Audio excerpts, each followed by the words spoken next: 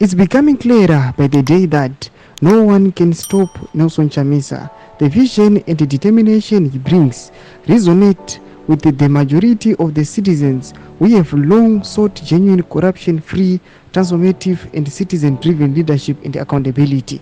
Panapa tinoona kuti vanhu vakuzviona manje kuti aiwa zvakazonyatso kubuda pachena kuti vanhu vakunyatso kuona kuti vatengesi ndevapi, vanobhitira ndevapi and vari legitimate ndevapi. Panapa takuona kuti nyika yeZimbabwe yakunyatso kuziva the position yema-individuals ari mu the opposition vachiona kuti aiwa Nelson Chamisa ndiye munhu wane asara, aiwa anonyatso kuratidza accountability, aiwa anyatso kuratidza kuti ari transformative, ari corruption free, hadi zvecorruption. Sana pinda mashoko anodanyogwa panapa kuti subscribe or like on the bell icon. Chimwe chinhu chiri kuti meanwhile it's fascinating to watch ZANU-PF members now discovering corruption within their ranks, a corruption we have been raising alarms about for years.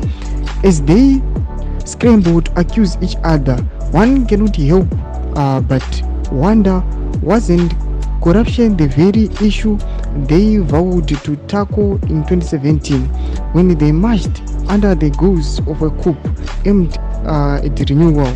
What is the change? Restore legacy they promised. Panapa tikuona kuti aiwa vari kuya vachipemberera vachiti at least takuona kuti aiwa mubato ravo vakuzviona kuti aiwa these guys they are corrupt. Vakomana ava ndo vaifamba muna 2017 vachiti aiwa tisi vakomana veoperation restore legacy toda kuzosara zvinhu pazvaiva, but takuona kuti those individuals takuona vakuchifumburana pachavo manje. Takuona kuti aiwa from the 2017 up to now vanga vachimbokavhirana pacorruption avaita, but izvezvi manje tavakuona kuti vakuexposana. Muchiona vana vaVP Chiwenga vachitaura nawo kuti aiwa corruption iri kubva from the head of the fish which is now rot. Zvatiri kuona kuti aiwa vakomana ava vakuchitungana manje pachavo, zvatiri kuona zvakunyatso kukonzeresa a subsequent raise kana kubuda kwakuita Nelson Chamisa, tichiona aiwa achikwanisa ku sprouta from the ground, aiwa achimira onto power. Tuze mafunguro enyu muri kudii pamusoro pechitiko ichi, kudai comment section medu.